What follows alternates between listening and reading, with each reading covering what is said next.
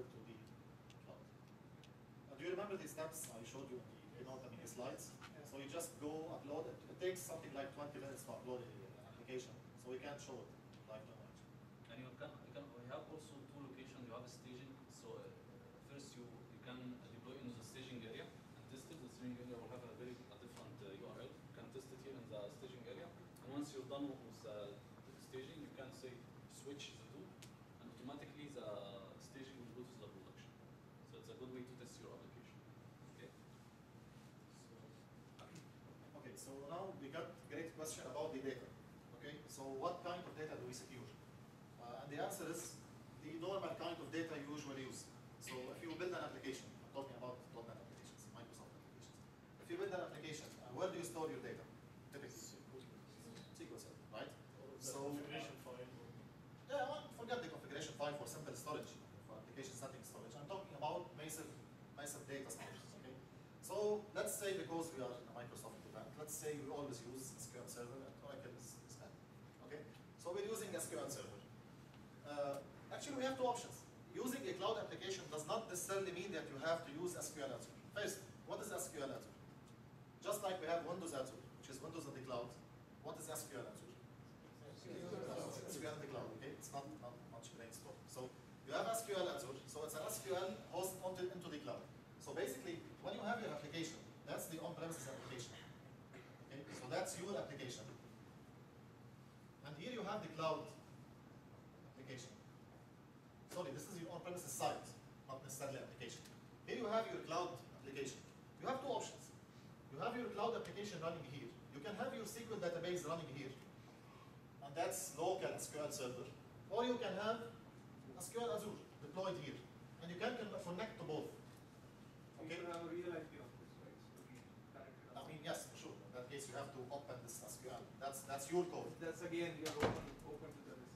That's your security code. I mean, if you don't want it, and typically you won't do this, right? I mean, never you will open your SQL. Typically, you will not do this. So you have your database here, but just in case you want to do this kind of architecture, you still can. So my idea, why I'm saying this? I'm saying this because I want to show you that the cloud, the application hosted in the cloud is not isolated. Okay? First of all, it can talk to other applications on the cloud through something called Service Bus. If we have time, Muhammad will talk about it. Okay? So there's something called Service Bus, previously called .NET Services. You can have cloud applications talking to each other, and you can have your application, cloud application, talking to any on-premises application. Plus, you can have on-premises application, I'm talking about .NET applications, also talking to the cloud through the .NET service. So you can keep your services there, deployed on your site, on your on-premises site, and make them call and consume cloud services, right? So that's also an option. So going back to SQL Azure, actually there's not much to say. You have, I will not say 100% SQL relational database on the cloud because there are some differences.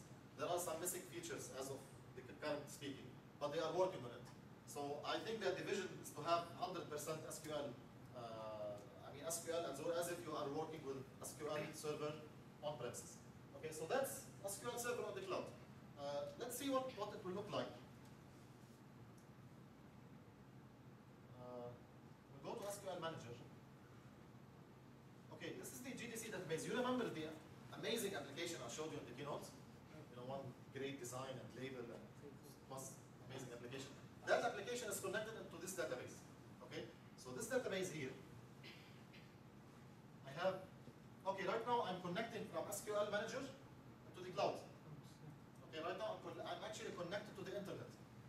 So, just in case, if I hit a new query here, I should have the last one, the last query. Oh, it's the connection will be okay. No, I won't.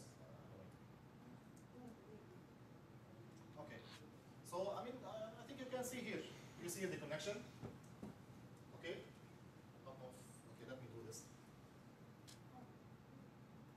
Clear? It's clear for you.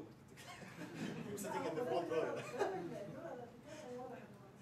Okay. So this is the table, and as you can see, I'm connected from SQL Server Manager. SQL Server Management Studio as if I'm working locally on the on premises, and I'm connecting to the cloud. Just one hint, in case you're going to try this, this should be SQL 2008 R2. If you don't get R2, you won't get the object browser. You can still connect. That's why I tried new query, because this guy got R2, I don't have. So if you don't have R2, you still can connect to your database and issue select statements, create table, whatever you want, but you won't get the object browser. You need to have SQL Server R2. Okay, so that's SQL database, and you can make your application connect to this. You will have a connection string. Let me go to the Azure portal here. So this is the database tab. This is my database, and see what's happening here. This is the connection string assigned to me. This happens when you go to the portal and create a new SQL database. You will have this connection string assigned to you, and you will allow the range of IPs. As of now, I mean, I don't know if this thing will continue, but as of now, you just go and assign the range of IPs that can access your SQL. I'm not sure if this is a development feature of this will continue. I don't know actually. Okay, and you can take the connection string, put it into the config file of any application, even application running locally on your server. So you can build desktop application, and you can connect to the database on the cloud, right? Yes. You said range of IP. We are on the cloud. Yeah. Who will manage this? The clients, IP for the clients. That's client IP. That's who are the clients that can connect to your application. Okay, but the client is on the cloud. Yes. Okay. So as simply, I knew this will make a fight. Simply, you can go and open all the range of IPs. Okay. Normally you will not. It is a, I think, a security feature. I'm not sure if this will continue. I don't know if you have any. It will continue because you don't want to open the database is on the cloud, so you don't want to open it to everyone. So just client limit. is on the cloud. The virtual machine is on the Yes, cloud. yes. So You can open it only to your application. So remote access to your application or remote your SQL. application is on the cloud. On virtual machines, on IPs, Yes, is on the web. For that you don't need. But if you are using custom connections, I think for that. Yes, I actually we have two good answers here. As Muhammad said, at the end, your application might be on the cloud, but again, other applications might be connecting. So you can limit the number of applications. And we have one other good answer here, that it could be for remote connection. It could be for you want to give a very specific administrator address that you know that this is the admin of this database. You can open this IP for him, and you can go and manage your database. Because normally SQL Server Management Studio needs a specific even port number, 1433. Yeah, so that's Even in the normal. you can by go and default open it the is IPs. disabled. If you are not concerned about security, just go and open all the IPs, and you will be a good guy. Okay. Password. Is it password? No, I don't know. Database username and password. Yeah. Yani, where is it reside? Resides where? Resides in my database or? No, it's a Azure. That's normal SQL server. I mean, this is the SQL server. Yeah, the database is just hosted in So Microsoft. if I go and say That's connect, hosting. Okay, he doesn't know anything about my password. He doesn't know anything about me. no. This is SQL management studio. Okay. See the connection string? I'm connected to the cloud. This user is actually user on the SQL server on the cloud.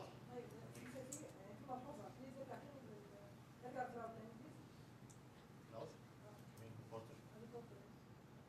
Since the firewall settings for the cloud For the SQL server. on the cloud, Yeah. right? It means that you have to know the firewall in order to connect to the IP. No, that's your setting. You're an admin of this database. You No, can. but this is the firewall for the server itself on the Who's cloud. setting this? Who's doing these settings? You have to pass the firewall. This is Yes, of course, it's a security measure. This is for the SQL instance of the person or the company whose subscription is this. the Yes. protecting failures, the database by Not the for firewall all is the not SQL. Listen, okay, one moment. Don't imagine if your database on the cloud is open to everyone. It's a database, right? Okay, so for sure you will have firewall, you will have range of IPs, you even can have certificate, you can encrypt your data. Why as did Muhammad you said. go into order to the anonymous users, sorry, the internet user in order to protect from a site, they have to pass the firewall. Like any application, not only SharePoint, any application, you will never expose an online application without a firewall. That's normal. Never you will expose an application without a firewall.